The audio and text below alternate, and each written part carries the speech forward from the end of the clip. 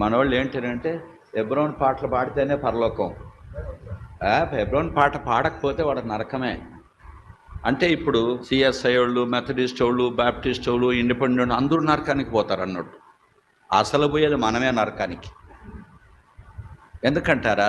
మనకు వాక్యం తెలుసు బాగా, కానీ మన జీవితాల క్రియలు లేవు. అది మహా గొప్ప దైవజనుడు ఇంత వెలుగు కలిగి వాక్యాన్ని చెప్పాడు. ప్రపంచంలో ఎన్నో సహవాసాలు ఉన్నాయి, కానీ ఇంత వెలుగు కలిగిన సహవాసం ఎక్కడ లేదు. సహవాసం బాగుంది, వెలుగు బాగుంది, కానీ క్రియలు లేవు. ఎవరో అన్నారట, ఆకార పుష్టి నైవేద్య నష్టే అన్నాడట. బలుపుంది కానీ బలం లేదట. ఏముందట? వీళ్ళకి ఈ భాష కూడా రాదా? చెప్పరే. ఏముందంట? బలుపు ఉందంట, కానీ బలం లేదంట.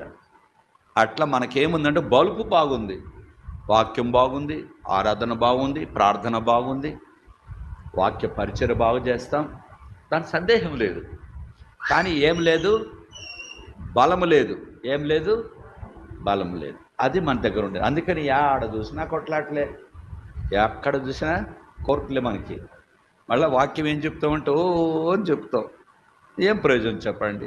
అందుకని నేను అంటున్నా, అంతేగాని విమర్శించడం కాదు. నేను పుట్టినదే హెబ్రోన్లో, నాకు వేరే డినామినేషన్ తెలియవు, గుర్తించుకోండి.